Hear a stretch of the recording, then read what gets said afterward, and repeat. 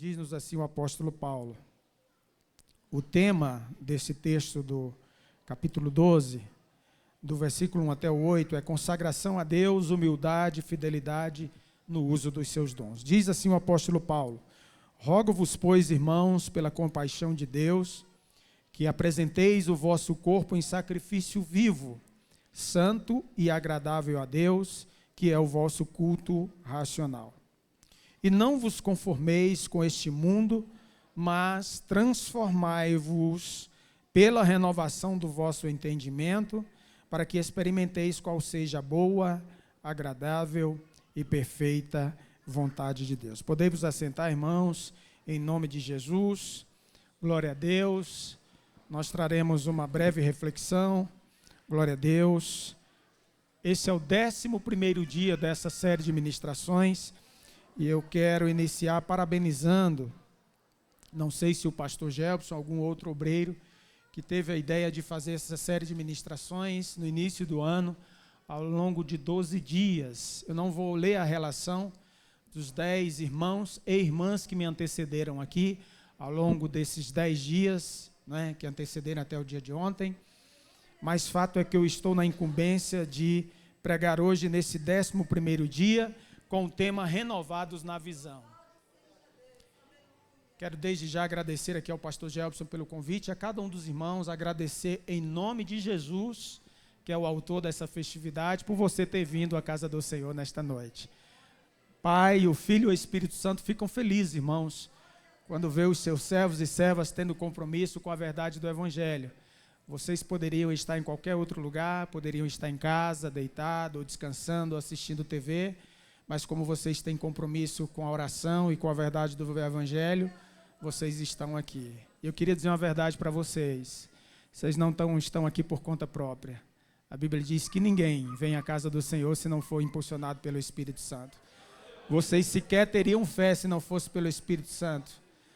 Vocês não estariam aqui se o Espírito Santo não tivesse impulsionado a vida de vocês. Glória a Deus. Por isso agradeço desde já, pastor Gelson, essa oportunidade. Eu quero iniciar essa ministração fazendo 3 perguntas para os irmãos. Qual é a sua visão, irmãos, sobre Deus? Qual é a sua visão sobre Jesus Cristo? Qual é a sua visão sobre o Espírito Santo? Qual é a sua visão sobre a igreja? Já estou na 4ª pergunta e vou acrescentar uma 5ª. Qual é a sua visão sobre si mesmo, sobre a sua vida? Se tem uma coisa, irmãos, que o apóstolo Paulo fala aqui, que não é em vão, no versículo 2 desse texto, é que nós devemos ter a nossa mente renovadas, glorificado seja o nome do Senhor. Renovadas no dia a dia e constantemente. Sabe por quê, irmãos? Olha que o apóstolo Paulo, nosso Senhor Jesus Cristo, Mateus capítulo de número 13, a partir do versículo 1, o Senhor Jesus vai fazer uma pergunta para os seus discípulos. Mateus capítulo 13. Jesus chega ali às partes de Cesareia de Filipe e ele faz uma pergunta para os seus discípulos. Ele diz: quem dizem os homens ser o Filho do Homem? Jesus estava, não que ele não soubesse. É bom lembrar que Jesus, irmãos, ele é 100% Deus e ele também é 100% homem. Não que Jesus já não soubesse a resposta. Mas Jesus queria dialogar com os seus discípulos. E ele faz a pergunta: quem dizem os homens ser o Filho do Homem? Qual é a visão que o povo de Israel tem do Filho do Homem? Isso não é segredo nenhum, irmãos.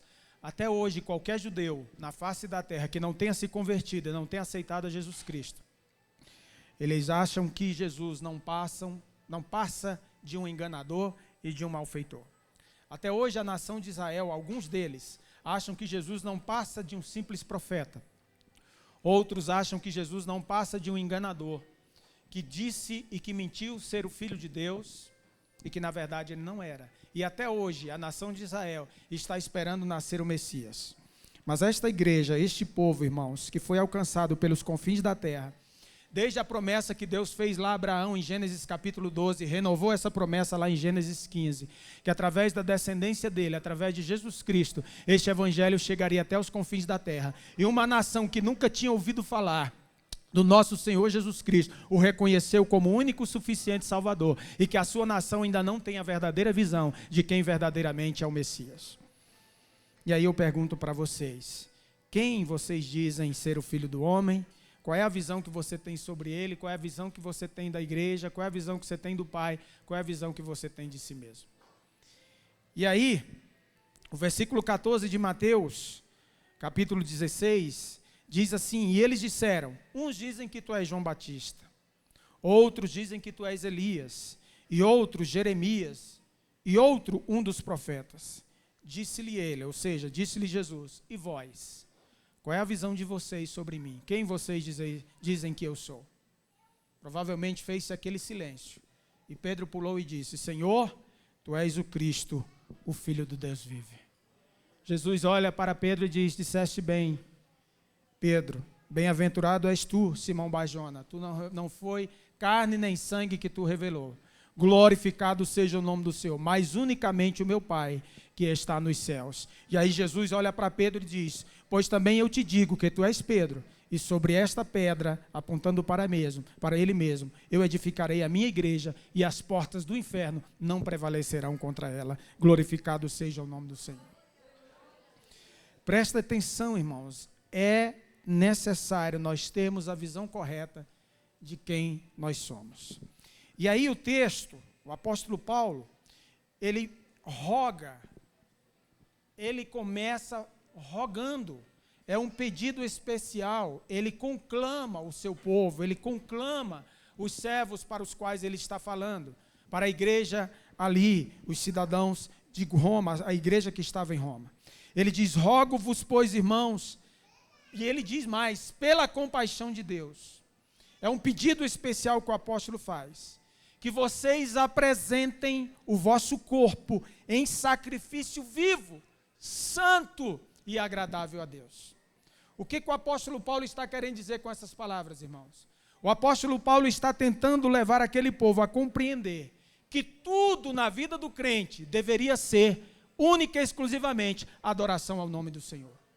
Não só aqui na igreja, não só na oração, não só nas ministrações, mas no seu trabalho, na sua casa, no seu dia a dia, na faculdade, na escola. Tudo que você fizer, faça para a glória de Deus. Apresente o vosso corpo como sacrifício vivo, santo e agradável a Deus. Glorificado seja o nome do Senhor. E aí eu pergunto para você, o que você tem feito para concretizar essa visão de Deus na vida, na sua própria vida, na vida do crente? Porque a visão de Deus, irmãos, para nós, para o seu povo, para a sua igreja, no nosso dia a dia, é que nós, na nossa vida, no nosso comportamento, possamos transparecer aquilo que Jesus é, aquilo que Jesus sempre foi e aquilo que Ele sempre será. Aquilo que Jesus fez por intermédio do Pai, através da sua própria vida, dando a sua própria vida naquela cruz do Calvário, morrendo, mas ressuscitando ao terceiro dia. Eu pergunto, como você tem contribuído para que o mundo olhe para você e tenha essa visão? O que o apóstolo Paulo está dizendo aqui é que tudo em nós, irmãos, deve contribuir para que nós mostremos quem Jesus verdadeiramente é e o que Ele fez. Glorificado seja o nome do Senhor, através do seu ministério e naquela cruz do Calvário. E aí o apóstolo Paulo, no versículo 2, ele dá a resposta de Paulo, como nós apresentamos o nosso corpo, a nossa vida, o nosso ser, todo o nosso intelecto, todo o nosso entendimento, para contribuir para a glória de Deus. No versículo 2, ele vai responder como nós fazemos isso. Primeira coisa, ele diz, vocês não podem se conformar com este mundo. Está aí no versículo 2. Não vos conformeis com este mundo. Não ache, irmãos, que pecar é uma coisa natural. Nunca pense, glorificado seja o nome do Senhor. Nunca pense em voltar atrás, em olhar para trás, para a direita ou para a esquerda. O apóstolo Paulo, em outra passagem, ele diz, o crente tem que olhar para o alvo, e o nosso alvo é Cristo. Paulo chega a ter a sua vida como tão insignificante que ele diz: eu não sei, irmão, se é melhor eu continuar aqui exercendo a obra, cumprindo o ministério que me foi entregue. Eu não sei se é melhor eu ir aos céus, porque eu fui arrebatado até os terceiros céus e vi coisas inefáveis que com palavras eu não consigo explicar para vocês. Então eu tenho dúvida se é melhor se ficar aqui ou se é partir. Em outra ocasião ele diz: o viver para mim é Cristo e o morrer para mim é ganho. Tanto faz. Tanto faz eu viver. Se eu viver, eu vou viver cumprindo a obra do Senhor, fazendo a vontade do Pai. E se eu morrer, eu estarei para sempre com Ele. Então o versículo 2, irmãos, é a resposta de Paulo. Ele diz, primeira coisa, não vos conformeis com este mundo. E quando o crente não se conforma com este mundo, ele procura, é a parte B do versículo 2, transformai-vos pela renovação do vosso entendimento. Transformai-vos pela renovação do vosso entendimento. Eu louvo a Deus pela vida do pastor Gelson, pela vida daquele que escolheu este tema para que eu ministrasse no 11º dia. Renovados pela visão. A nossa visão, irmãos, ela tem sido distorcida. Distorcida, ou tem pelo menos tentado ser distorcida pelo mundo, por Satanás e pelo diabo. Mas presta atenção. Se nós mantivermos a nossa visão e renovarmos o nosso entendimento através da sua palavra, nós vamos sempre compreender qual é o nosso papel, o que nós estamos fazendo aqui, o que nós devemos fazer para transparecer a glória de Cristo, o que Ele fez, o que Ele é e o que Ele ainda fará pela sua igreja, pelo seu povo e também pela humanidade. Presta atenção, irmãos. Renovem o vosso entendimento.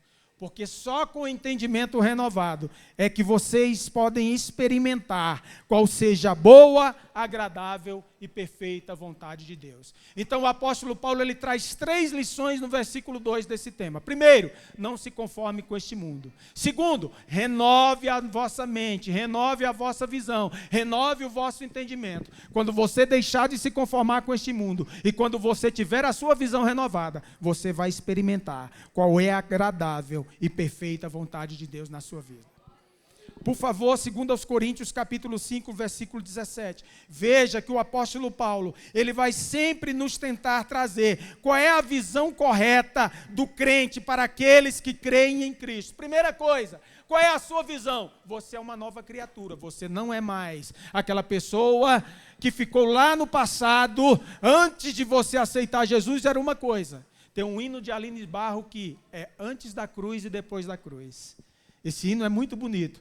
Antes da cruz é uma realidade, depois da cruz é outra totalmente diferente. Olha o que o apóstolo Paulo fala em 2 Coríntios capítulo 5, versículo 17. Assim que, se alguém está em Cristo, nova criatura é, as coisas velhas já passaram, eis que tudo se fez novo. A minha visão é outra. O meu comportamento é outro, a minha vida é outra. Eu tenho agora a mente renovada. E quando a minha mente é renovada, as minhas atitudes também são novas diante de Deus. Paulo também vai explicar isso em 1 Coríntios capítulo 5, versículo 7. Ele vai nos conclamar o que ele diz, 1 Coríntios 5 e 7. Lançai fora o velho fermento, para que sejais nova massa, como sois de fato sem fermento. Vou repetir, olha o que o apóstolo Paulo diz. Irmãos, lance fora o velho fermento, para que sejais nova massa. Engraçado, pastor Gelson, é que a parte final desse versículo, o apóstolo Paulo vai dizer, como sois de fato. Ele diz, como sois de fato. Sois de fato o que? Uma nova massa, não é mais aquela massa velha. Lance fora o fermento que está velho, para que vocês sejam de fato uma nova criatura, tenham uma nova visão. Sem fermento, aquela vida antiga, ela ficou para trás. Quando Paulo diz para que vocês sejam de fato uma nova massa, olha a visão, irmãos, como você tem que ter a visão renovada. Uma coisa, quando ela é de fato, diz o seguinte, ela é comprovada, não tem como refutar. Você não refuta um fato. Um fato é algo concretizado, é algo que aconteceu. Então Paulo diz, de fato, vocês são nova massa, agora sem aquele fermento velho. O problema é que a gente fica agarrado ainda com esse fermento velho lá atrás. Aí, por isso que Paulo conclama nessa primeira parte do versículo, lance fora, meu filho, não te pertence mais. Você agora é uma nova massa. Por que que você ainda está agarrado com esse fermento velho? Por que você ainda está com esse mesmo comportamento? Lance isso fora. Isso não pertence mais a vocês. Porque o apóstolo Paulo, em 1 Coríntios 5,17, eu acabei de dizer, se alguém está em Cristo, agora ele é nova criatura. As coisas velhas passaram. Eis que tudo agora é novo. Não se apegue mais ao fermento velho, irmãos. Deixe isso de lado. Esta carga não pertence mais a você. A Bíblia diz assim: vinde a mim todos os que estáis cansados e oprimidos, e eu vos aliviarei. Tomai de vós o meu jugo e aprendei de mim, que sou manso e humilde. E o que vocês vão encontrar? Descanso para as vossas almas. Lança fora essas cargas, irmãos. Glória a Deus em nome de Jesus. E Paulo vai além. Colossenses capítulo 3, versículo 10. E vos revestistes, irmãos. Ele usa o verbo no passado. Vocês já foram revestidos. Ele não diz vocês se revestirão. Ele está dizendo, Colossenses 3 e 10. E vos revestistes do novo homem que se refaz para o pleno conhecimento, segundo a imagem daquele que o criou. Há uma passagem bíblica que diz que o crente, ele anda de fé em fé. De fé em fé, ele é renovado a cada dia. Tem um hino de um cantor, Jair Santos, que é lá de Recife, que ele diz: de fé em fé eu vou marchando para o céu. Minha esperança a cada dia se renova.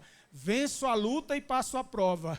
E firme vou, de fé em fé. Glorificado seja o nome do Senhor nessa caminhada. Mas presta atenção, irmãos. Satanás vai sempre tentar mudar essa sua visão. Abra a sua Bíblia.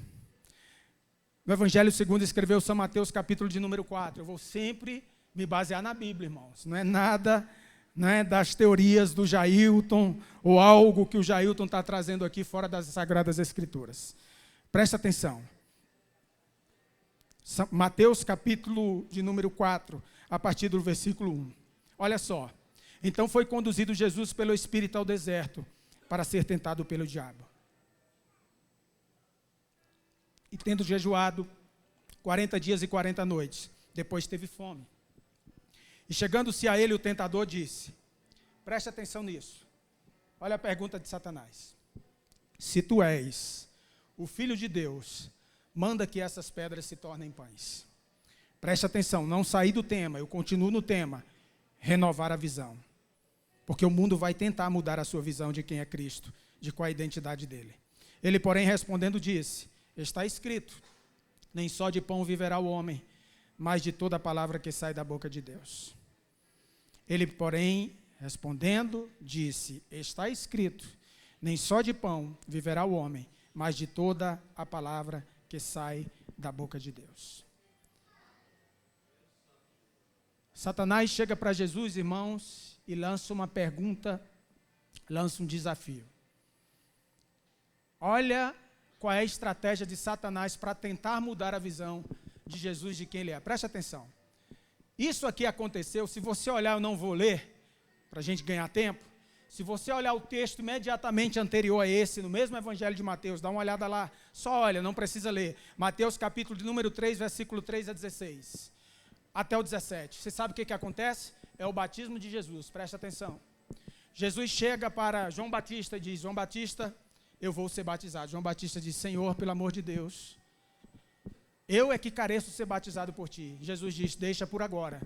É necessário que isso aconteça. E João Batista concorda, até porque quem está pedindo é o próprio Jesus, o Messias.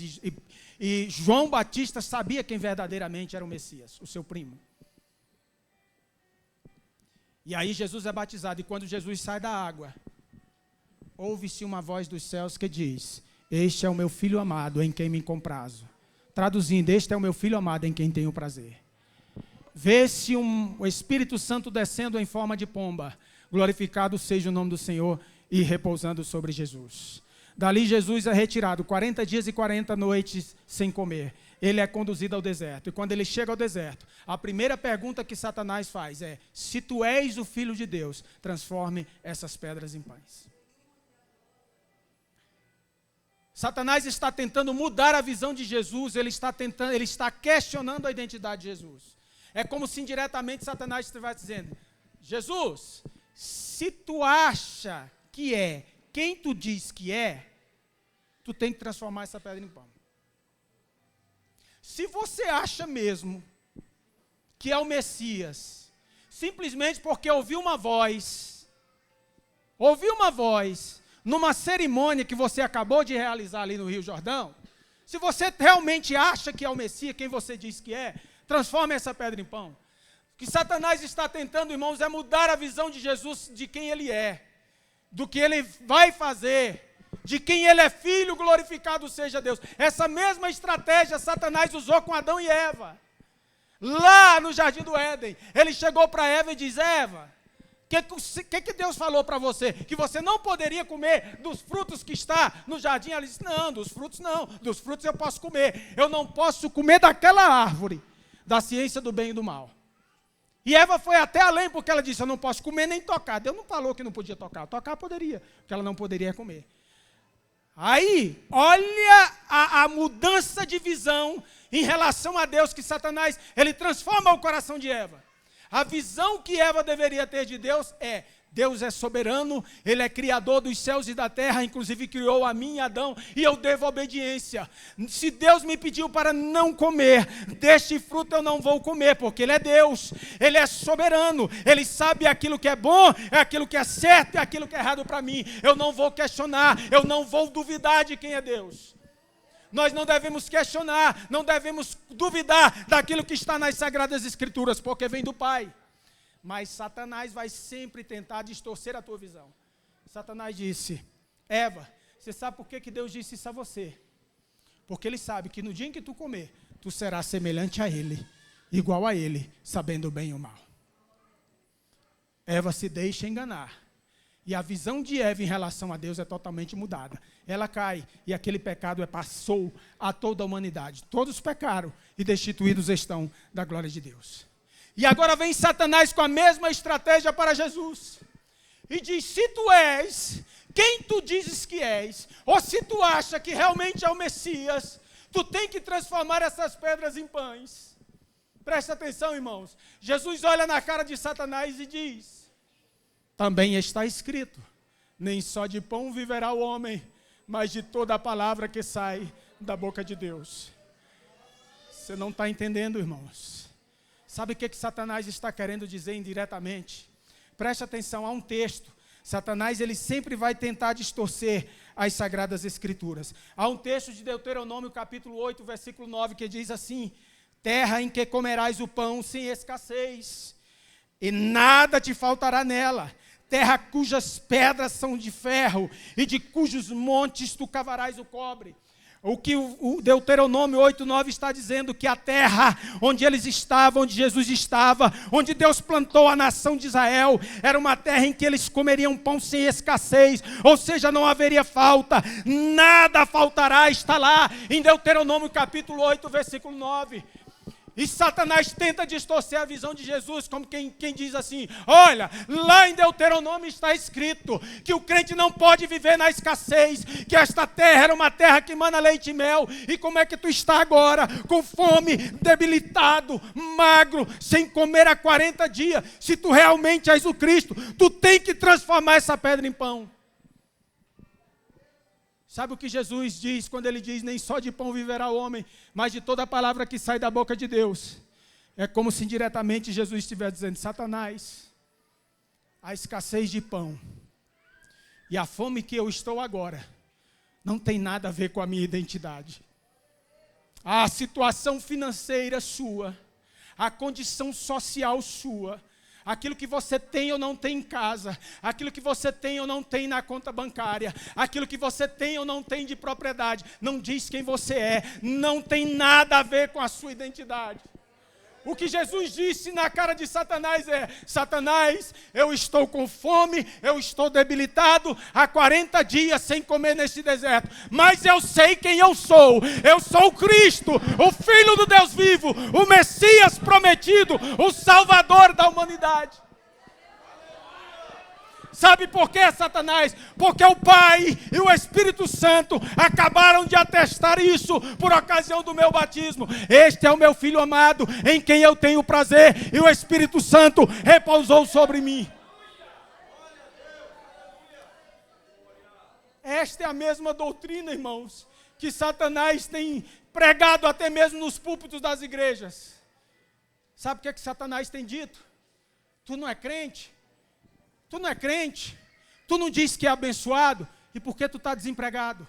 Tu não é crente? Tu não diz que é abençoado? Tu não diz que é filho de Deus? E por que você está doente? Tu não é crente? Tu não é abençoado? E por que não tem pão na tua casa? Tu não é crente? Tu não é abençoado? E por que tu não passou num concurso público ainda? Você tem que fazer igual a Jesus. Satanás, eu estou desempregado. Estou com falta de pão. Estou doente. Mas eu sei quem eu sou. Eu sou filho de Deus. Eu sou nação eleita, sacerdócio real. Eu sei de onde vim. Eu sei onde eu estou. Eu sei para onde vou. Eu sei em quem eu tenho crido. Essa é a visão da igreja, irmãos. Essa é a visão que nós devemos ter. Não deixe que Satanás mude a sua visão. Não deixe. Não permita, glorificado seja Deus. Preste atenção, irmãos. Esse mesmo argumento perseguiu Jesus ao longo de todo o seu ministério. Já estou encaminhando para encerrar. Preste atenção. Isso aqui é o início do ministério de Jesus. É capítulo 4 de Mateus ainda. Tem toda a história de Jesus para se desenrolar. Mas veja, Satanás questiona a identidade de Jesus no seu ministério. No último ato de Jesus na cruz, pastor Gelson, Satanás volta a questionar a identidade de Jesus. Abra a sua Bíblia. Nós já vamos já encerrar. Mateus 27, 39 e 40. A mesma estratégia. Tentando mudar a visão do povo de quem realmente era Cristo, de quem realmente era o Messias. Mateus capítulo 27, versículo 39 e 40. E os que passavam blasfemavam dele, meneando a cabeça. O texto está dizendo, o que Mateus escreveu era assim. Jesus estava aqui, pregado na cruz. As pessoas passavam, olhavam. Passavam, olhavam. Isso é menear a cabeça. Coitado. Porque, qual era a visão deles? Qual era o pensamento? Versículo 40. E dizendo, é esse que destrói o templo, que disse que ia destruir o templo, ia reerguer em 3 dias, é esse aí? Esse, todo retalhado, todo ensanguentado, com um furo de uma lança no lado, com a coroa de espinho na cabeça, as costas todo retalhado de chicotada. É esse aí, que disse que ia destruir o templo, ia edificar em 3 dias. Salva-te a ti mesmo, se tu és filho de Deus, se tu és o Cristo, desce dessa cruz. Oh, irmãos, imagine Jesus, Filho de Deus soberano, Deus igual ao Pai, igual ao Espírito Santo, Criador dos céus e da terra, aquele Jesus que quando Deus lá no início, na criação de todas as coisas, registrado em Gênesis 1, haja luz e houve luz, haja terra, houve terra, haja luminares, houve luminares, haja estrelas, houve estrelas, que fez a mim, que fez a você, que fez Adão e que fez a Eva. Jesus olhar para um pobre, miserável pecador, que nem sequer se arrepende, olhar para ele e diz, se tu és o Messias, se tu és o Cristo, desce dessa cruz agora. E Jesus respondia com silêncio. Sabe por que Jesus respondeu com silêncio? Porque Jesus não estava preocupado com aquele que não tinha arrependimento em seu coração. Jesus estava olhando para a promessa que o Pai fez a Abraão, lá em Gênesis 12. Descendência de Abraão, em ti serão benditas todas as famílias da terra. Deus estava olhando para mim e para você. Jesus estava olhando e dizendo: eu vou suportar, Pai, porque as almas que tu me deste, Satanás não pode arrebatar da minha mão. Eu vou entregar minha vida aqui para que ele tenha salvação. A resposta de Jesus para aqueles que diziam isso foi no último suspiro ele olhar para o céu e disse: Pai, tudo está consumado. Em tuas mãos eu entrego o meu espírito. Pai, aquilo que tu prometeu lá em Gênesis 3:15, que nasceria da semente da mulher, da semente de Eva, que esmagaria a cabeça da serpente. Pai, eu esmago a cabeça da serpente agora. Eu vou entregar nesta cruz o meu espírito. O véu lá no templo vai se rasgar de alto a baixo, e o meu povo vai ter acesso ao Santo dos Santos, sem precisar oferecer mais nenhum sacrifício, porque o único sacrifício agora necessário é este que eu vou fazer agora. Glória a Deus, glória a Deus. E para encerrar, irmãos, a igreja precisa urgentemente ter a visão correta de sua verdadeira identidade em Cristo Jesus. Eu irei ler os versículos aqui para ficar registrado na sua memória e passar o microfone para o pastor Gelbson. Irei ler rapidamente. Depois, se você quiser, você anota aí para ler em casa com mais calma. Presta atenção, você precisa urgentemente ter a visão correta de sua verdadeira identidade em Cristo Jesus. Mateus capítulo 5, versículo 14. Veja, todas essas passagens bíblicas vão registrar quem realmente você é. E esta é a visão que você tem que ter de você mesmo. Eu falei da visão que nós temos que ter do Pai. Falei da visão que nós temos que ter do Filho, do Espírito Santo. E agora eu vou falar da visão que você tem que ter de você mesmo. Qual é a sua identidade, quem você é. Falei da identidade do Messias. E a identidade do Messias está cravada em você.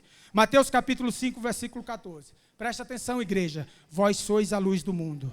Não se pode esconder uma cidade edificada sobre um monte. Você é luz, e luz não pode ser escondida em meio às trevas, em meio à escuridão. 1 Coríntios capítulo 3, versículo 9. Porque nós somos cooperadores de Deus. Vós sois lavoura de Deus e edifício de Deus.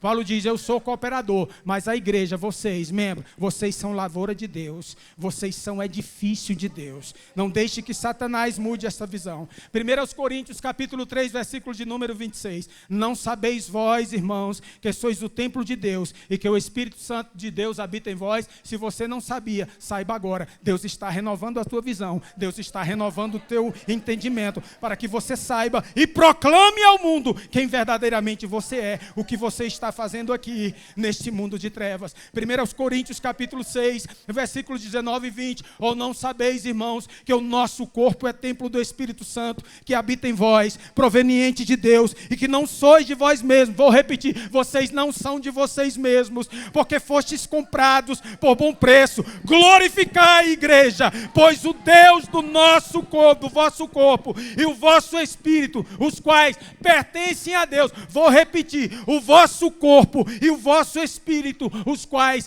pertencem a Deus. Tudo, irmãos, em mim pertence a Deus. O meu intelecto, o meu corpo, o meu entendimento, o meu trabalho, a minha vida, a minha esposa, os meus filhos, o meu ministério. Tudo pertence a Deus, foi Deus que te deu. Gálatas capítulo 3, versículo 26 e 27. Porque todos sois filhos de Deus, pela fé em Cristo Jesus. Porque todos quantos fostes batizados em Cristo, já vos revestiste de Cristo. Vou repetir.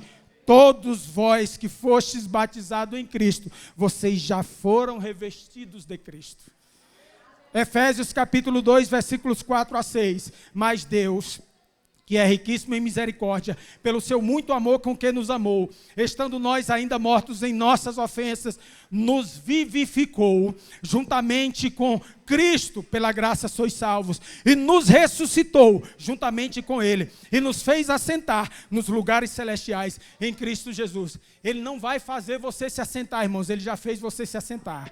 E nos fez, o verbo está no passado, e nos fez assentar nos lugares celestiais, em Cristo Jesus. 1 João, capítulo 4, versículo de número 4, o apóstolo Paulo escreve, João escreve: filhinhos, sois de Deus, e já os tendes vencido, porque maior o que está em vós, do que aquele que está no mundo. Vocês são vencedores. Vocês já venceram. Romanos 8, 16 e 17a. O mesmo Espírito testifica com o nosso Espírito que nós somos filhos de Deus. E se nós somos filhos, somos logo herdeiros também. Herdeiros de Deus e co-herdeiros de Cristo. Você não vai receber a herança, irmão. Você já recebeu. A maior herança que você poderia receber, Cristo já te deu quando morreu na cruz do Calvário e quando você reconheceu esse sacrifício. Você é salvo em Cristo Jesus. Você já parou para pensar o que é isso? Quanto você poderia pagar, irmãos, para obter salvação? Nada, isso não tem preço. Custou o sangue de Cristo e o sangue de Cristo não tem preço. E para encerrar e entregar o microfone ao pastor Gelbson, 1 Pedro 2 e 9. Presta atenção. 1 Pedro, capítulo 2, versículo 9. Mas vós sois, o verbo está no passado, o verbo está no presente, dando a ideia de continuidade. Vocês sois, vós sois a geração eleita, o sacerdócio real, a nação santa, o povo adquirido.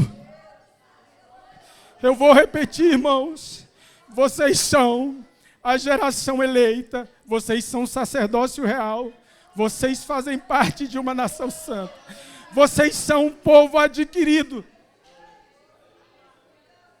E sabe para que servem esses títulos aqui? Vou repetir.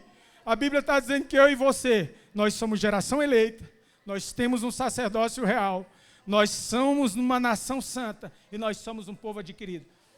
Aí você pode olhar e fazer que nem Esaú. Para que me serve essa primogenitura? Eu vou vender a tu, Jacó, por um guisado de lentilha. Não faça isso, irmão. Não venda o teu direito de herança. Não venda, não entregue na mão de Satanás. Não deixe que ele mude a tua visão. Sabe para que serve isso? Pedro vai responder. Para que anuncieis as virtudes daquele que vos chamou das trevas para a sua maravilhosa luz. Para que você anuncie, irmãos, as virtudes daquele que vos chamou das trevas para a sua maravilhosa luz. Não perca tempo, irmãos. Vocês estão na luz. Vocês são salvos. Vocês são uma geração eleita. Você tem um sacerdócio real. Você é uma nação santa. Você é um povo comprado pelo sangue de Jesus.